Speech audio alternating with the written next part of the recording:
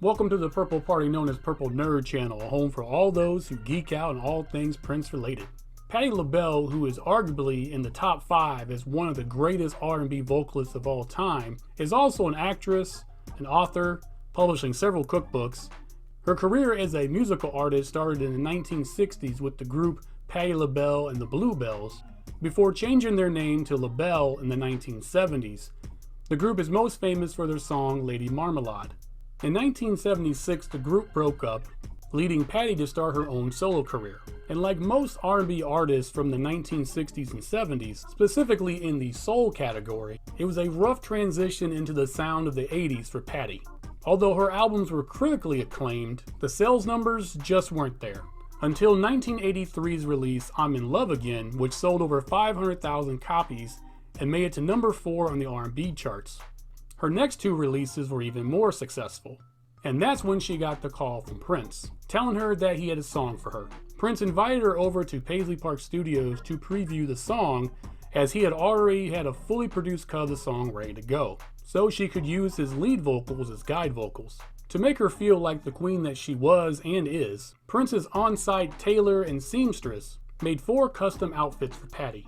This fitting and recording was followed up with Prince taking her to an upscale club where they danced all night. The recording session went so good that they recorded a second song. The first song they recorded was Yo Mister. Told me to remind him that she was only 17. This is a song that tells the story of a teenage girl that has taken the fast lane to drugs and promiscuity.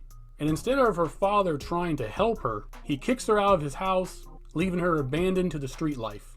The song was specifically written for Patti Labelle by Prince and produced by Prince, with, again, Prince playing all the instruments. He is also featured on background vocals with Margie Cox. The other song they recorded was Love 89.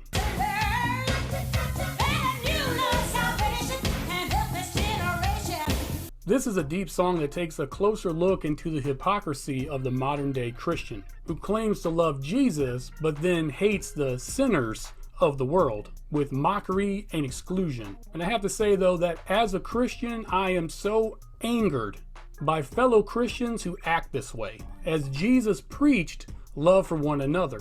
Also, it is written that we all fall short of the glory of God. So we all need God, as we are all broken. And we are required to love those who are broken just like us.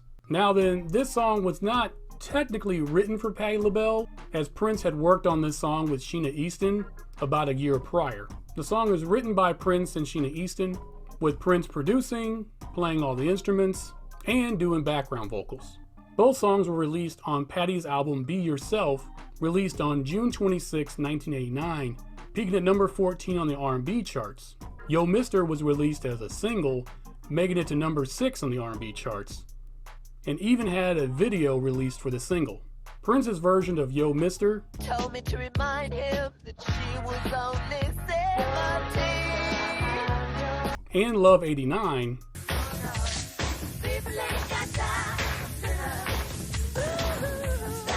have both yet to be released. Prince would record again with Patti Labelle in April of 1991 on a song called I Hear Your Voice.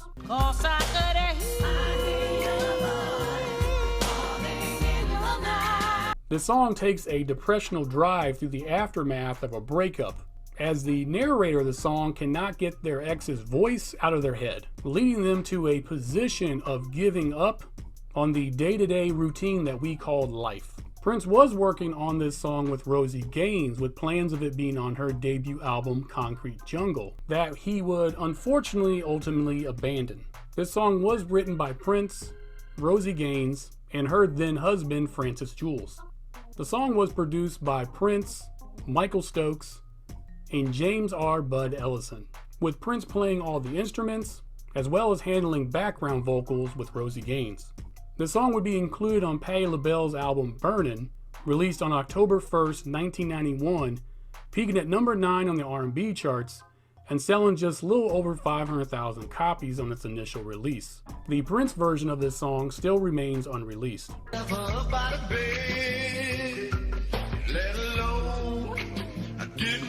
There is a rumor that there is a version of this song with Rosie Gaines on lead but I was unable to find it. After these recordings, Prince and Patti Labelle would stay friends until Prince's unfortunate passing. She co-hosted the 1991 episode of the Arsenio Hall show that Prince and the New Power Generation performed on. She also performed Purple Rain at the BET Awards in 2010, which Prince was an attendee. During her spectacular performance, she kicked off her high heels, one of which Prince caught and held up like a trophy. I truly thank you for watching this episode, so please like and share, and if you wouldn't mind, please subscribe to the channel, and I will have down in the description below all the different places you can find me, including my Patreon page where you can watch all these videos early and uncut.